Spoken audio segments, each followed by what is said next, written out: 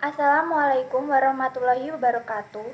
Perkenalkan, nama saya Stianingsih, kelas 11 AKL 5, nomor absen 28. Di sini saya akan menjelaskan sedikit materi mengenai rekonsiliasi bank. Sebelum itu, saya akan menjelaskan terlebih dahulu pengertian dari rekonsiliasi bank.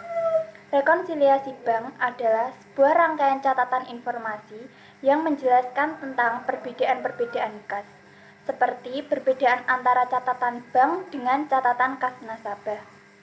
Apabila perbedaan muncul dari transaksi nasabah yang belum dicatat oleh bank, catatan bank nasabah yang benar.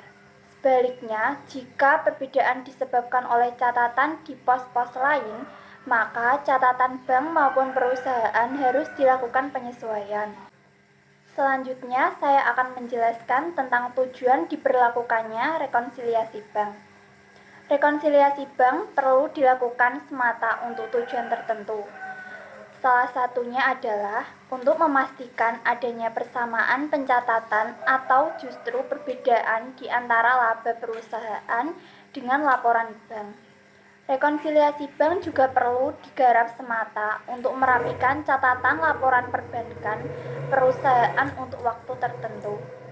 Paling tidak, verifikasi ini bisa menjadi kontrol atas segala penerimaan maupun pembayaran dalam bentuk uang tunai maupun non-tunai. Komponen rekonsiliasi bank. Ada 3 komponen rekonsiliasi bank, yaitu deposit in transit, outstanding check, dan yang ketiga, non-sufficient fund check. Pengertian dari deposit in transit. Deposit in transit adalah uang tunai yang sudah diterima oleh perusahaan, tetapi informasinya masih belum diterima oleh bank sehingga belum tercatat di sana. Yang selanjutnya adalah outstanding check. Komponen rekonsiliasi bank yang kedua adalah outstanding check. Komponen ini disebut juga dengan cek beredar. Maksudnya adalah cek yang sudah dituliskan oleh perusahaan tetapi masih belum dicairkan. Kalau ini tidak segera dilaporkan, tentu pihak bank tidak akan mencatat laporannya, sehingga wajar jika dilakukan rekonsiliasi bank. Dan yang terakhir adalah non-sufficient fund check. Non-sufficient fund check adalah komponen rekonsiliasi bank yang disebut juga cek kosong. Cek ini tidak akan tercatat di bank karena memang saldo perusahaan tidak mencukupi untuk membayar cek tersebut. Untuk kasus semacam ini, bank tetap mengizinkan pencairan dan mengurangi rekening perusahaan, sedangkan bagi perusahaan sendiri akan dimintai bayaran untuk proses pencairan.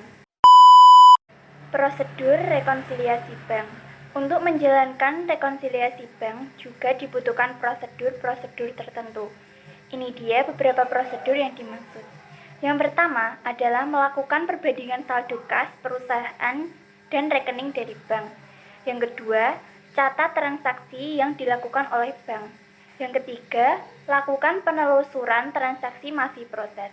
Yang keempat, membuat lembar kerja untuk menghitung selisih. Dan yang terakhir adalah penelusuran dan pengecekan ulang. Fungsi rekonsiliasi bank. Rekonsiliasi bank memiliki fungsi-fungsi tertentu. Sedangkan fungsi yang paling umum adalah untuk mengetahui penyebab adanya perbedaan catatan keuangan perusahaan dengan di bank. Ini dia fungsi yang lebih lengkap. Yang pertama, untuk mengetahui jumlah nominal selisih saldo antara perusahaan dan bank.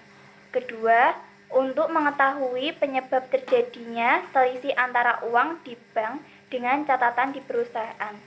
3. Untuk mendeteksi kecurangan akuntansi. 4. Bahan pemeriksa kesalahan pencatatan yang dilakukan oleh pegawai keuangan perusahaan. 5. Sebagai pengawasan terhadap pengelolaan kas. Itulah penjelasan singkat tentang rekonsiliasi bank.